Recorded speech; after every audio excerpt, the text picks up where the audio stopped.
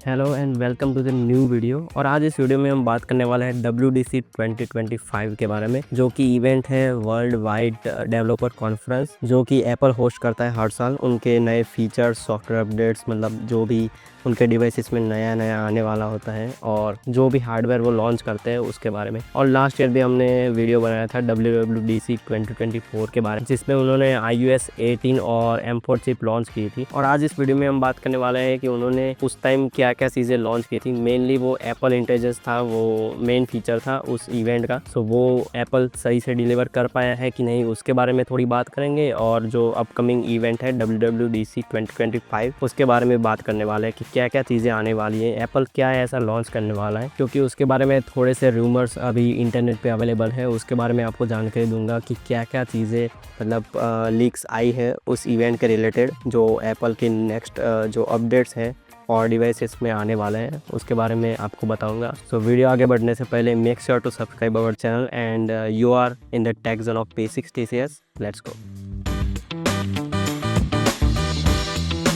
सो WWDC 2024 के अंदर उन्होंने Apple intelligence as a main highlight दिखाया था, जो कि एप्पल टाइम से डिलीवर नहीं कर पाया। Apple Intelligence is the personal intelligence system at the heart of the iPhone 16 lineup. Unfortunately, और जो भी चीज़ उन्होंने अपडेट के साथ दी है iOS 18 के थ्रू उनके एप्पल मतलब आईफोन्स के अंदर, उसके बारे में अगर बात करूँ तो iPhone 16 जो है वो लॉन्च हुआ था सितंबर के अंदर, होप यू ऑल रिमेंबर। और iPhone 16 की जो लाइनअप है उसका मेन हाईलाइट ही एप्पल इंटेलिजेंस था। वो भी एप्पल ने डिले कर दिया था उसके लॉन्च के टाइम। आई मीन iPhone 16 जब लॉन्च हुआ था उसके अंदर एप्पल इंटेलिजेंस नहीं था, जो भी उन्होंने डिले कर दिया था कि आपको नेक्स्ट अपडेट मतलब iOS अपडेट में मिलेगा iOS 18 के साथ, वो भी थोड़ा डिले हो गया था। और अगर बात करूँ कि क्या क्या फीचर्स उन्होंने नेक्स्ट मतलब जो भी उनके 18.1 या 18.2 में अपडेट दिए हैं, तो iOS 18.1 जो कि पहला फेज़ है उसके अंदर उन्होंने लॉन्च किए थे राइटिंग टूल्स सबसे पहले, जो कि अभी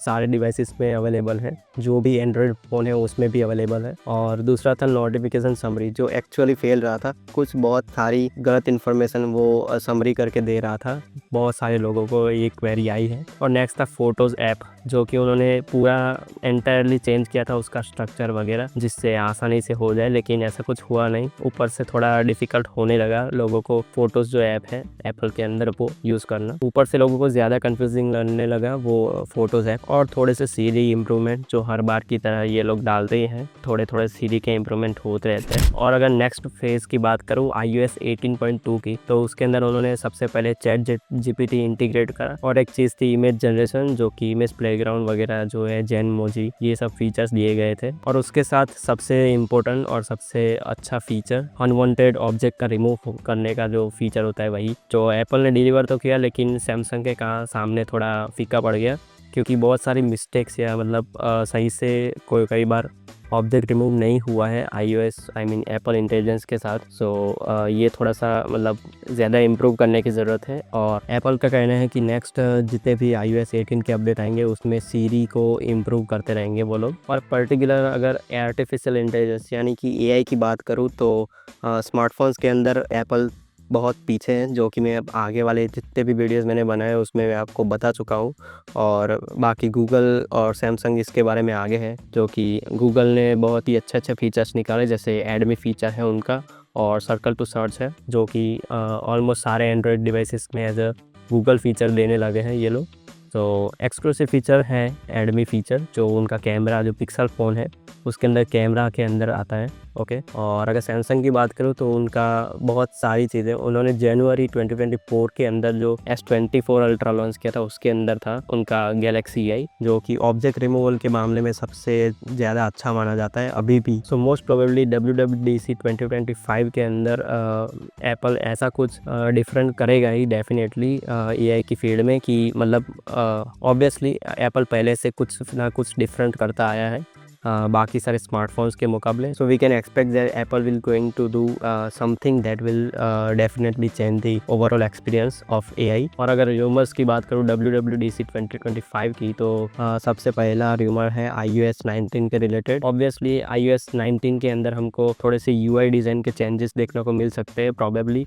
और लीक्स ऐसे निकल के आ रही हैं कि ज़्यादा राउंडेड एलिमेंट्स रहेंगे इस बार, मतलब नॉट अबाउट आइकन्स बट जो भी हम ऐप या यूज़ करेंगे, डिफ़ॉल्ट ऐप्स या बाकी सारी ऐप्स भी, तो उनके अंदर ज़्यादा राउंडेड और देखा जाए तो थोड़ा सा ग्लॉसी और ट्रांसपेरेंट विज़न ओएस आपको पता होगा, उसके जैसा थोड़ा थीम बनने वाला है। और भी लीक्स में ऐसा मालूम पड़ता है कि एप्पल जो है सारे जितने भी उनके ऑपरेटिंग सिस्टम है, iPadOS ले लो, एप्पल का iOS ले लो, ओके, और macOS ले लो, उन सब में एक जैसा थोड़ा सा UI करने वाला है। और अगर एप्पल इंटेलिजेंस की बात करो तो iOS 19 के साथ जैसे मैंने बताया कि कुछ ऐसा नया देखने को हमको मिल सकता है एप्पल इंटेलिजेंस के साथ कि कुछ नए फीचर्स आने वाले होंगे। फिलहाल उसके बारे में कोई अपडेट नहीं है, लेकिन we have to wait for 9th of June 2025। और अगर बाकी के OS की बात करूँ तो iPadOS का 19 आपको मिल जाएगा, जो कि iPad में लॉन्च होगा, जिसमें वही की जो UI के चेंजेस है वही आएंगे, और उनके मैक के अंदर macOS 16 आएगा। और विजन प्रो के रिलेटेड भी थोड़ा लीक्स अभी आ गए हैं